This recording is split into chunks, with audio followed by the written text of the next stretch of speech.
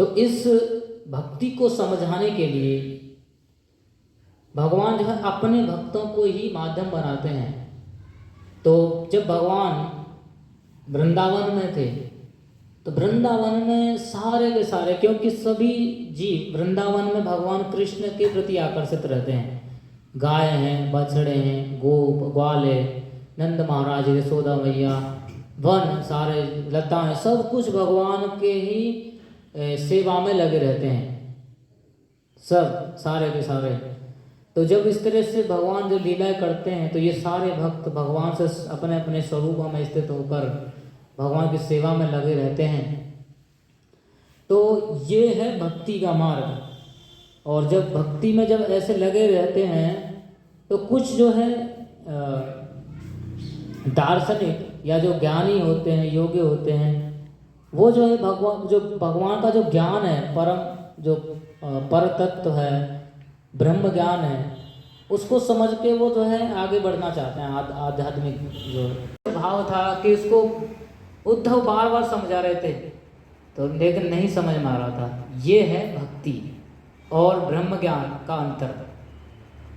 फिर भगवान जब गोपियों के पास जाते हैं, जब उद्धव जी, तो फिर उनको भी ऐसे बताते हैं यही बात। तो फिर कहते हैं ध्यान करो, मतलब ध्यान करो, कृष्ण तो सर्वत्र है, उसको ध्यान करोगे आपके मन में प्रकट हो जाएगा, हृदय में प्रकट हो जाएंगे, तो विरह में क्यों इतना परेशान हो रहे। तो फिर गोपियाँ भी कहती है कि उद्धव मनना भय 10-20 एक हतो सो गयो श्याम संग। हे उद्धव, हमारे मन तो 10-20 नहीं, हमारा एक मन था, वो तो कृष्ण के साथ जा चुका है, अब उन्हीं में लगा हुआ। और आप बोल रहे ध्यान करो, ध्यान कैसे करें? हमारे ध्यान में तो बार बार वही आते हैं और मन तो बहुत सारे नहीं हैं। एक मन था, वो कृष्ण में लग गया और वो चला गया। और कोई ऐसा मंत्र, ऐसा कुछ कर सकते हैं, नहीं तो और बहुत सारे रस हैं हमारे, और उन रसों को हम स्थित हो सकते हैं। लेकिन कृष्ण भक्ति जब हम करते हैं भगवान कृष्ण की, तो हमें गोलोक धाम प्राप्त होता है। और फिर बहुत जन्मों के बाद फिर इस तरह के संबंध में स्थापित होते हैं, भगवान की नित्य लीला में शामिल होते हैं।